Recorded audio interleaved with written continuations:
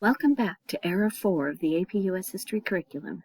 Today we're going to be looking at Topic 4.3, which covers political and regional interests. We are still looking at the theme of politics and power, specifically how there are debates between groups about the role of government and how regional interests affected those debates. So let's get to it. If you remember from the last video, and even in the last unit, we looked at some of the differences between the two political parties in the first-party system. And I also mentioned how the Democratic Republicans supported the war against Britain, whereas the Federalists opposed the war, even to the point of meeting to discuss possible secession from the Union. This had become the death knell for the Federalist Party, and then the nation entered into a period where there was only one political party, the so-called Era of Good Feelings.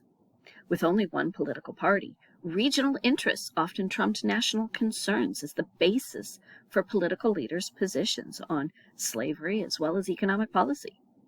So essentially, the North, the West, and the South were developing into their own distinct societies with their own particular interests. Another term used to describe these regional differences is sectionalism. Well, the War of 1812 had promoted domestic manufacturing, because the British Navy had blockaded many ports, preventing Americans from accessing goods from abroad. And with the factory system already having gained a foothold in the northern areas, particularly in New England, which is where Samuel Slater built his first textile mill in 1793, this was the area that was increasingly manufacturing goods. But the southern portion of the country still had a predominantly agricultural-based economy. They were producing the raw materials for those textile factories, though. In fact, because of the cotton gin, production of cotton in the southern states was growing exponentially. In 1800, the U.S. was collectively producing about 75,000 bales of cotton, and a bale usually weighed around 500 pounds. By 1820, the United States was growing 30 times as much cotton as it had when Whitney invented the gin in the first place, making it the world's leading supplier, and the amount of cotton produced was still increasing. This meant that there was a renewed demand for slave labor to grow all of that cotton. And that means that the economies of the two main regions of the country were based on different sources of labor. The North on free labor to work the factories, and the South on slave labor to work the fields. And of course they depended on each other, because as the South produced more cotton, the North could make more cloth. And the more cloth the North produced, the more cotton they needed. This also meant that southern planters wanted more land to grow more cotton. So planters began moving westward from Georgia as well as northward from Louisiana, beginning to cultivate land that was ideal for the production of cotton. This westward expansion would lead to one of the most intense debates over the status of slavery since the writing of the Constitution itself. Southern planters began moving into Missouri, and by 1819 were seeking admission as a state. At this point, there was a balance between slave and free states, with 11 each. Adding Missouri would tip the balance of power in the Senate in favor of the slave states. And remember that the Senate approves all presidential appointments and all treaties, so that would give the southern states a tremendous amount of influence there. On a side note, the House of Representatives was firmly in northern hands, and had been for some time. One proposed solution to this potential crisis by Representative James Talmudge, the Talmudge Amendment, was to prohibit the further importation of slaves into the state of Missouri and to make all slaves born after statehood free upon reaching 25 years of age. This divided the Democratic-Republican Party along north-south lines. Ultimately, Speaker of the House, Henry Clay, helped to pass the Missouri Compromise in 1820, which would admit Missouri as a slave state without restrictions, while simultaneously adding Maine, which wanted to be independent of Massachusetts, as a free state. As part of that compromise, for the rest of the Louisiana Purchase territory, a boundary would be established along the 3630 north line of latitude, which happened to be the southern border of Missouri. Above this line, but not counting Missouri itself, new western states would not permit slavery, but below it, slavery could continue to expand westward. The effects of this compromise was that it would legitimize slavery as a Southern institution, as well as create factions within the Democratic-Republican Party. with the focus so much on the idea of sectional balance, it actually increased the solidarity of the South on any issues relating to slavery and potentially made them less likely to compromise in the future. Now let's take a look at something that developed in the aftermath of the War of 1812, called the American system. Like the Missouri Compromise, this was also the brainchild of Henry Clay, who was then serving as Speaker of the House. Clay felt that unifying the American economy would bring benefits to the whole nation. His idea would be made up of three parts: a protective tariff, a national bank, and internal improvements, which basically means transportation improvements. So let's take a look at each. The idea of the tariff wasn't new. Alexander Hamilton had one enacted with his financial program back in 1789. But this one would be different. Instead of just raising revenue for the government's operating expenses, this would be a high tariff with the goal of protecting American industries from foreign competition. The tariff of 1816 would place a duty, an import tax, of 25% on most cotton and woolen fabric for 3 years, and a 30% duty on iron, leather, hats, and paper, among other things. In addition, sugar would be taxed at 3 cents a pound, and cheap printed cotton from the British colonies in India would be taxed at a rate of 25 cents per square yard. While northern businessmen would naturally love this, reducing competition, the other regions of the country would likely not. Henry Clay, though, felt that the West should support a high tariff because urban factory workers would depend on the West for food. So the more factory workers there were, the more food that would be purchased, and therefore the more money the West would make.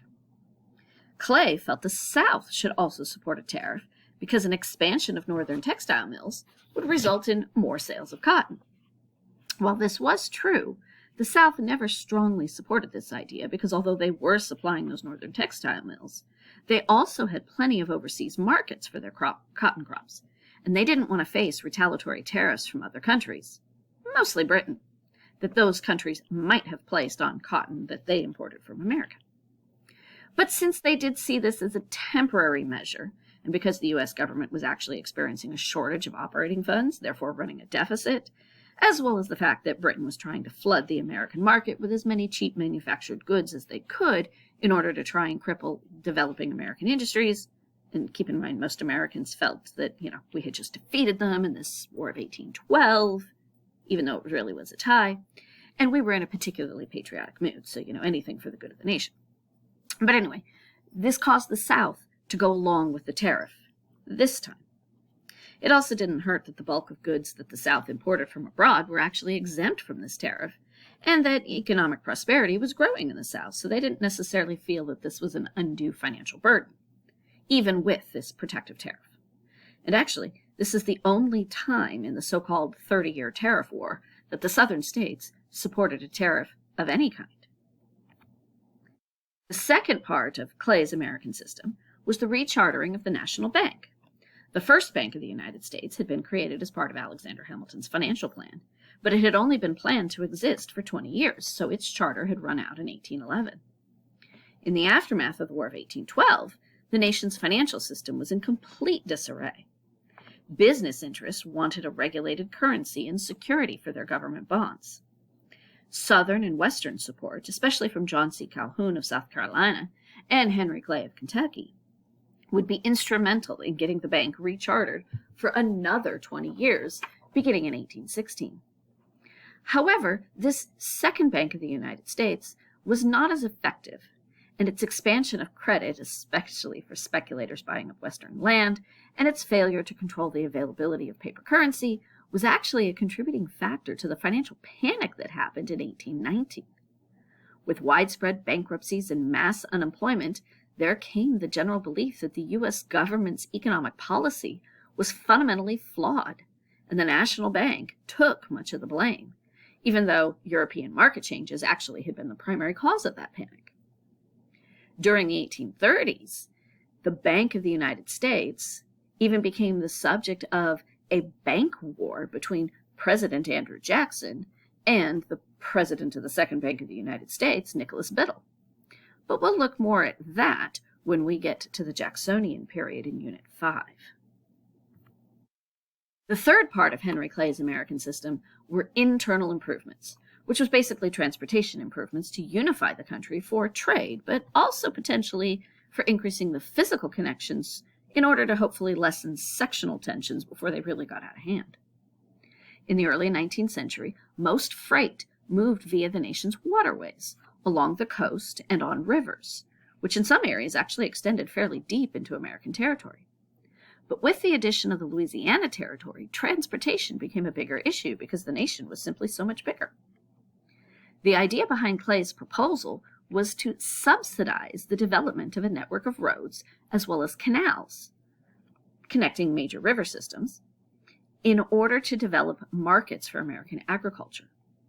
A bill was proposed by John C. Calhoun to use funds from the tariff, as well as some that were connected to the Bank of the United States, in order to build these internal improvements. And it did pass both the House and the Senate, but it was vetoed by President James Madison on his very last day in office because he felt that Congress did not have the power to fund these types of internal improvements under the Constitution.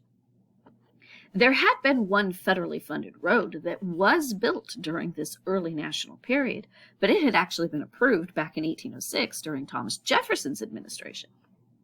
That road, called the Cumberland Road or the National Road, began in Cumberland, Maryland, and ultimately stretched to Wheeling, Virginia. That section was completed in 1818.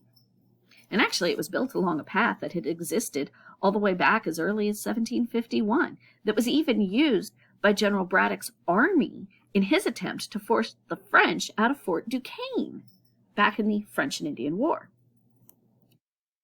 The road was designed to promote travel between the Potomac and Ohio rivers, and quite served its purpose for the populating of the Ohio Territory. Now, Congress did authorize the extension of the road all the way to St. Louis, Missouri, beginning in 1820, but construction ultimately stopped in 1839, and portions of the road in Illinois and Indiana were left unfinished. And by then, railroads were proving to be better for long-distance transportation anyway. Portions of the original route have since been incorporated into the U.S. interstate highway system, and there are even some sections where you can see the original road today. All right, so that is what you need to know about topic 4.3, politics and regional interests. We'll catch you on the next time on a future video.